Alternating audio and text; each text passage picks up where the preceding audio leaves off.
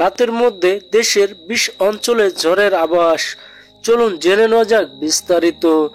রাতের মধ্যে দেশের 20 অঞ্চলে বজ্রসহ ঝড়ের পূর্বাভাস দিয়েছে বাংলাদেশ আবহাওয়া অধিদপ্তর।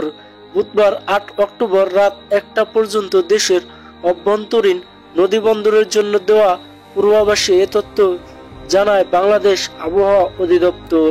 পূর্বাভাসে বলা হয়, রাত 1টার মধ্যে রংপুর, দিনাজপুর, রাজশাহী, পাবনা, বগুড়া, টাঙ্গাইল, ময়মনসিংহ, ঢাকা, ফরিদপুর, মাদারীপুর, যশোর, কুষ্টিয়া, খুলনা, বরিশাল, পটুয়াখালী, নোয়াখালী, কুমিল্লা, চট্টগ্রাম, কক্সবাজার এবং সিলেট অঞ্চল সমূহের উপর দিয়ে দক্ষিণ বা দক্ষিণ পূর্ব দিক থেকে ঘন্টায় 45 থেকে 60 কিলোমিটার বেগে অস্থায়ীভাবে দমকা ঝড়ো হাওয়া সহ বৃষ্টি অথবা বজ্রবৃষ্টি হতে পারে।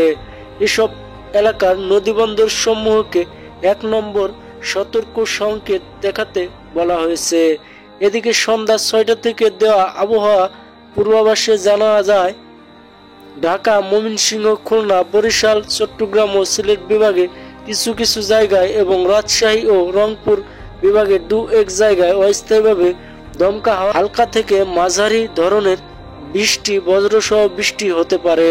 সারা দেশের কোথাও কোথাও মাঝারি ধরনের ভারী বর্ষণ হতে পারে। এছাড়া সারা দেশে দিন এবং রাতের তাপমাত্রা প্রায় অপরিবর্তিত থাকতে পারে। তো ভিউয়ার্স, এই ছিল আবহাওয়ার অধিদপ্তর থেকে সর্বশেষ আপডেট। পরবর্তী আপডেট পেতে আমাদের চ্যানেলটি সাবস্ক্রাইব করুন।